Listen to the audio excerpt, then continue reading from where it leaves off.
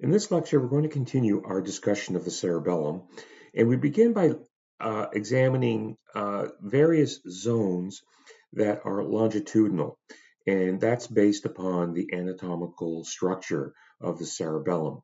And these zones are based on the projections of the cortex of the cerebellum onto those three deep nuclei.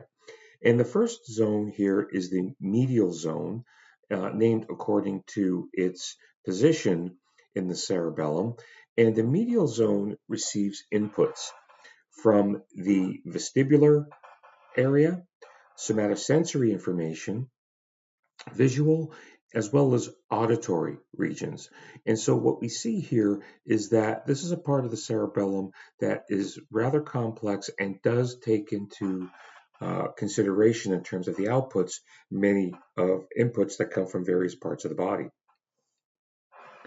The outputs of the medial zone will go directly to the vestibular nuclei in the brainstem, other areas in the medial part of the brainstem, as well as influencing cortical descending pathways. And these will all function to mainly control axial and proximal muscles. Recall that when we talk about the vestibular pathway, this is the pathway that's involved in the maintenance of upright standing or seated posture. And that's carried out by controlling muscles that control the axial skeleton, as well as more proximally located muscles. Moving more laterally, immediately lateral to the medial zone is the intermediate zone, and this zone receives information that is proprioceptive, somatosensory, so from the spinal cord and the periphery, as well as receiving input from the motor cortex. And this region will output to cortical and brainstem regions, as well as influencing lateral descending systems. So when we talk about lateral descending systems, these are motor neurons that will primarily affect muscles in the distal limbs. And so we see with the medial zone, one way to remember this is that the medial zone, being more medial, will influence more medial positioned muscles. And as we move more lateral, although we're not fully lateral, but we're in this intermediate zone, these are input or outputs that will affect the distal limb muscles. The most lateral zone, named according to its position, the lateral zone, receives inputs from the motor cortex, premotor area, Brodmann's area number 6, as well as other cortical areas, and will work through the brainstem region, specifically the pons. And this zone will output, the neurons in this zone will output to influence the dentate nucleus as well as the premotor areas. And by going to the premotor areas, the lateral zone plays an important role in motor planning. If we take a look at this drawing of the cerebellum, we see that the medial zone located here, just along this very thin strip of the vermis, does receive vestibular inputs, as well as receiving visual and auditory inputs. And the visual and auditory inputs come in and are located in the most inner part of that medial zone. In terms of the intermediate zone, immediately lateral to the medial, this is a zone that does receive spinal and trigeminal nerve inputs, which is cranial nerve 5.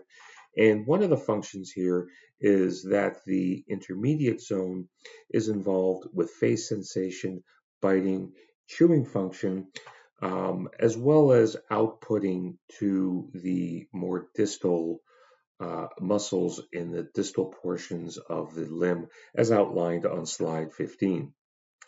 The lateral zone, as you can see here, does receive inputs from the cerebral cortex, as well as the pons region of the brainstem.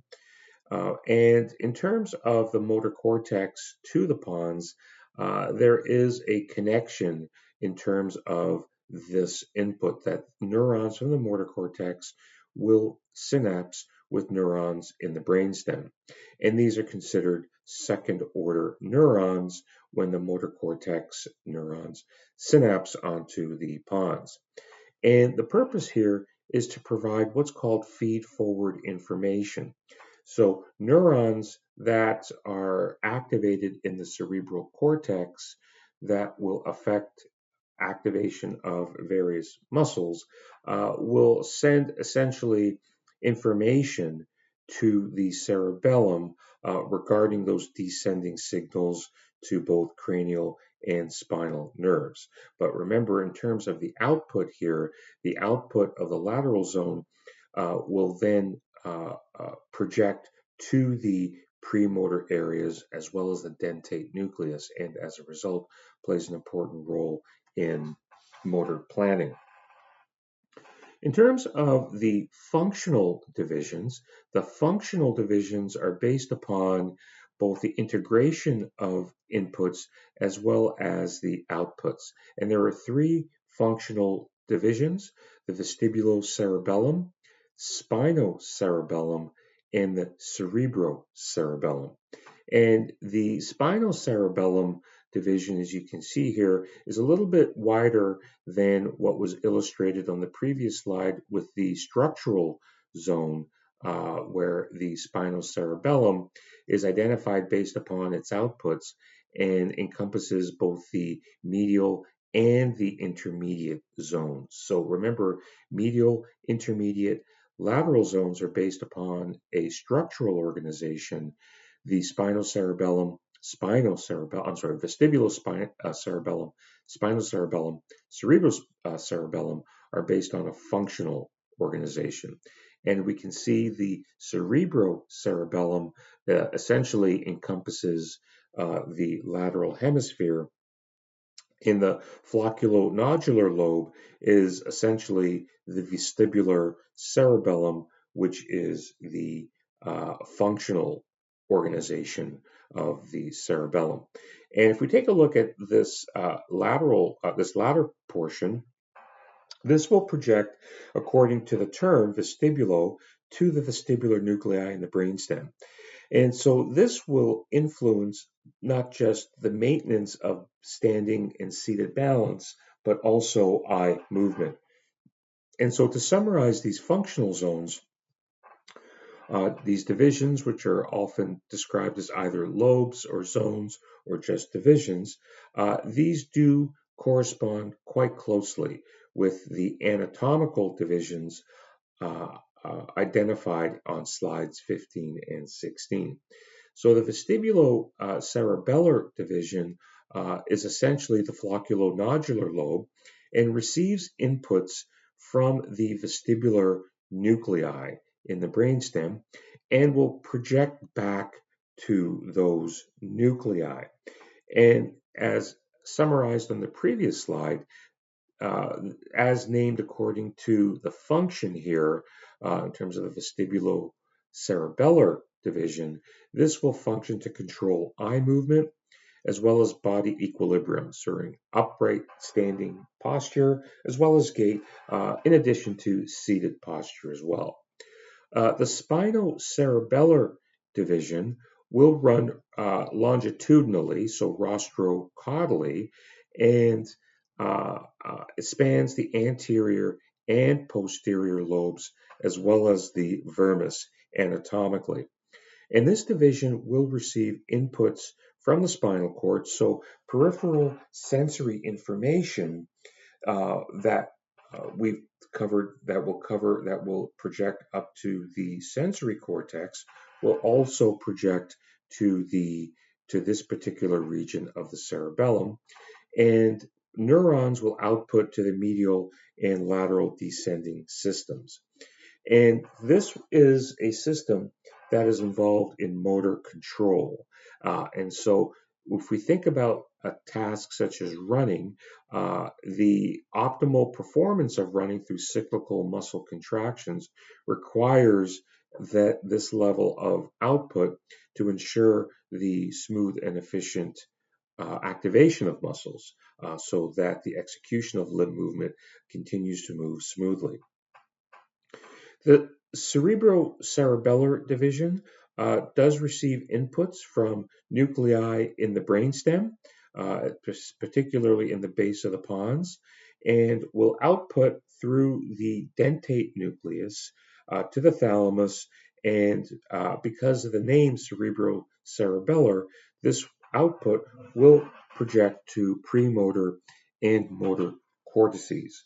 And as a result, this particular division of the cerebellum is involved in the planning and initiation of movement.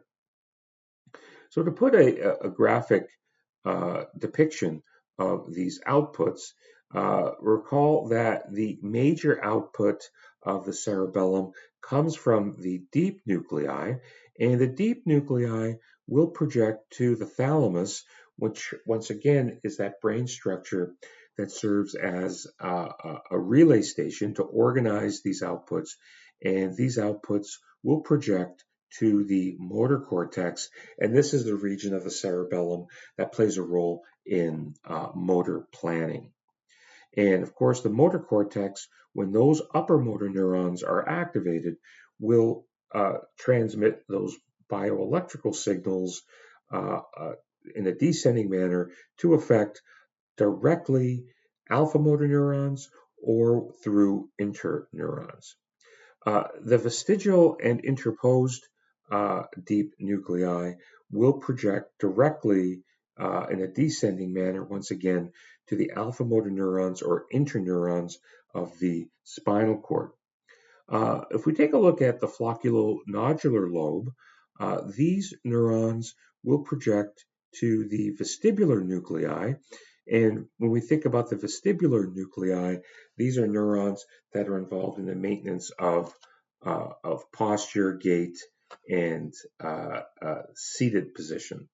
And so these nuclei, once again, will all project in a descending manner to finally influence those alpha motor neurons, which are considered the final common pathway for motor control.